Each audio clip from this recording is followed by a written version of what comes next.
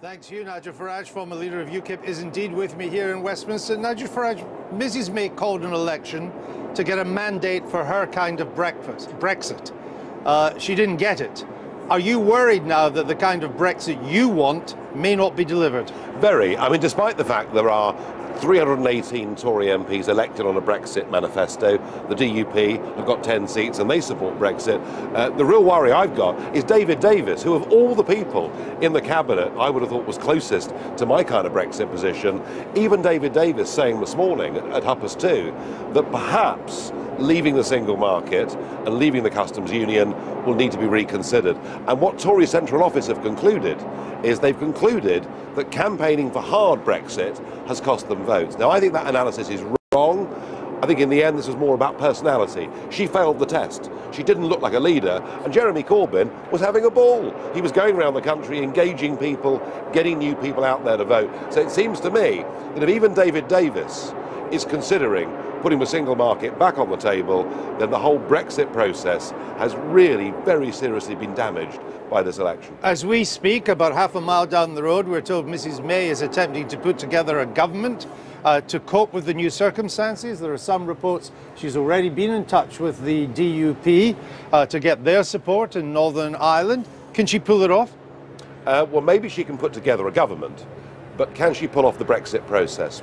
4 times in this campaign, I saw her asked, as somebody who backed Remain, do you now believe in Brexit? And 4 times she could not answer the question, just said, I'm going to do the will of the people. You cannot go to Brussels and negotiate something as important as this unless you believe in it in your heart. So I'm told she's going to stay. She won't resign today, but I do think if Brexit's to be a success, we must have somebody who believes in it leading the government. So you think the Prime Minister should go? Absolutely, yes I do. I think she's failed completely.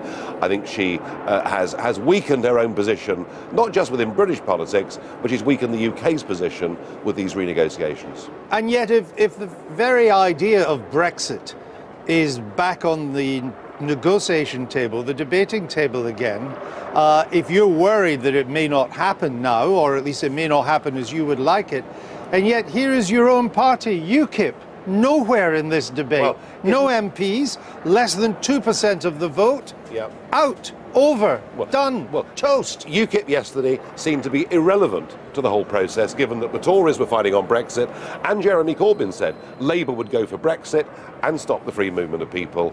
And yet today, we face a prospect where if this starts to get watered down, if we don't get the Brexit that people voted for, then UKIP could be more relevant than it's ever been. But you would come back from a very low base. You got only a little bit more of the share of the vote than the Greens.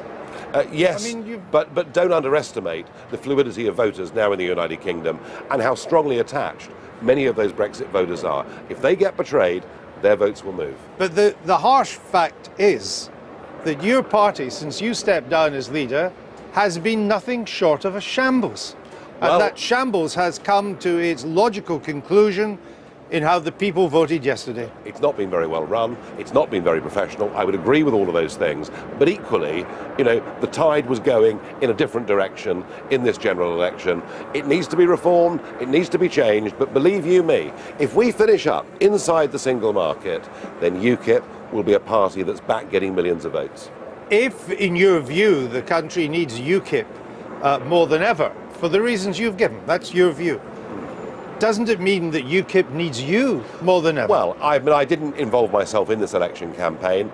Let's put it like this. If my worst fears are confirmed, if we don't get the kind of Brexit that I wanted and that people voted for, then I would have no choice but to involve myself again with full-time campaigning.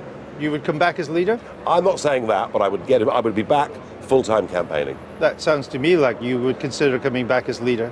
Well, I certainly wouldn't even think about leading UKIP unless it went through some pretty fundamental reforms and gave the leader the ability to actually lead. We shall see. Nigel Farage, thank you very much. You didn't frankly have the balls to put country before party.